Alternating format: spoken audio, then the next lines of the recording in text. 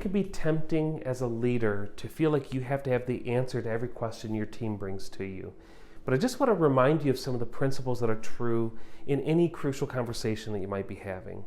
See, each team member, if they're bringing issues or problems to you, those are like, bringing, questions to be solved. I want to encourage you, before you just rush in and answer those questions, to pause and to ask your team member who brought that original problem with you, what are a couple of ideas that you might have that help solve this issue? By pausing and putting the onus on them to proactively bring solutions to the issue that's at hand will empower and strengthen them and strengthen their discernment and decision-making muscle in the future. So that's one thing. The other thing, sometimes they're bringing issues to you, or maybe there's a personal conflict that they're feeling with somebody at work or a client, and they're bringing that dilemma to you to solve. It is wise to start with curiosity before jumping into conclusion. So using phrases like, well, help me understand blank, or tell me more about blank, or why do you say that?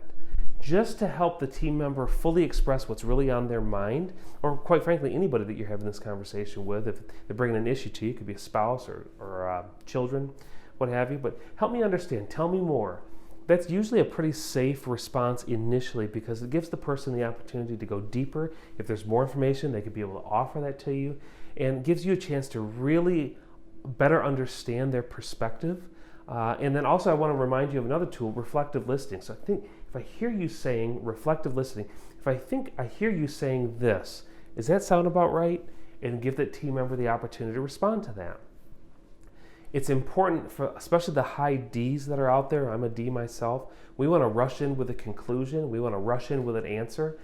Give some pause to that and allow the team member to really discern their own answers to their questions, and or take time to explore deeper before rushing in to respond to a particular dilemma or issue a team member brings to you.